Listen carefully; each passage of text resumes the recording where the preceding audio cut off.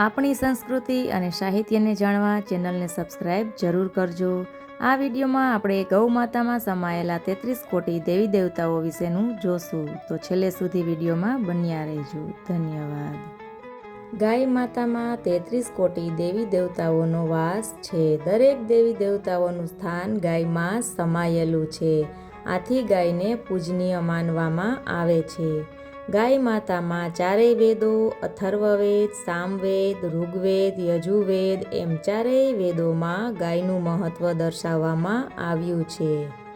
ગાયની પીઠમાં બ્રહ્મા, ગળામાં વિષ્ણુ, મુખમાં શિવજી, વચમાં બધા દેવી દેવતાઓ, રૂવાડામાં મહર્ષિઓ, પૂંછમાં નાગ દેવતા, પગની ખરીઓમાં 8 પર્વત, મૂગમાં ગંગાજી આદિ નદીઓ, બંને નેત્રોમાં સૂર્યચંદ્ર, સ્તનોમાં વેદ તથા ગોબરમાં લક્ષ્મીજીનો નિવાસ છે।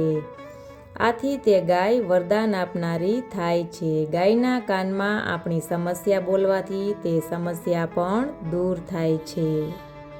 મહાભારતમાં તેથી જ કહેવાયું છે કે તીર્થ સ્થાનનું સ્નાન, બ્રહ્મભોજન, મહાદાન, ભગવત સેવા, સમસ્ત વ્રતોની ઉપાસના, પૃથ્વીનું પર્યટન તથા સત્ય ભાષણથી જે પુણ્ય મળે છે તે બધું જ પુણ્ય કેવળ ગાય માતાની સેવાથી પ્રાપ્ત થાય છે।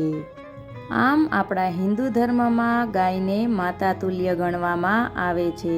વિડીયોને મિત્રો શેર અવશ્ય કરજો, જેથી માહિતી બધા સુધી પહોંચી શકે। ધન્યવાદ।